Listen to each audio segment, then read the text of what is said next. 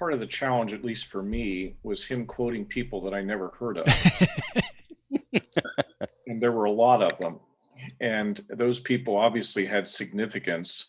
And there's always, generational influence that can pass from one generation to another, such that names are long since forgotten, but who were once relevant for being state of the art in understanding the history of theology, which to me is an even more challenging thing every year that passes in terms of just trying to keep abreast and then understand the interrelationship of the parts to the whole.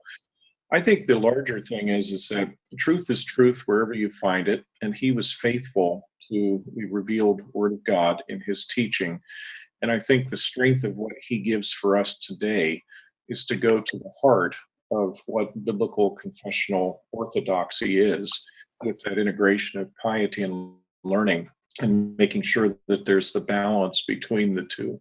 And I think that in that respect, he remains exemplary for focusing upon the important things, but also the important things in particular in relation to love for Christ, love for his people, and understanding the proper nature of theology to lead to a childlike humility and dependence upon Christ and the Spirit for everything that we do in ministry. That's really critical. And I think that that's one of the strengths of what he perpetuates for us today, apart from maybe the intricacies of who he knew and what he was reading. And I believe he was a polymath, and he was a man who uh, basically created the curriculum for the seminary and taught everything himself the first year. And he was reading in biblical theology, historical theology. I mean, he knew the grammars. He taught himself Akkadian and so forth, things that are just beyond my grasp. And okay, I'll learn this language so that I can teach it to the students that Right. come.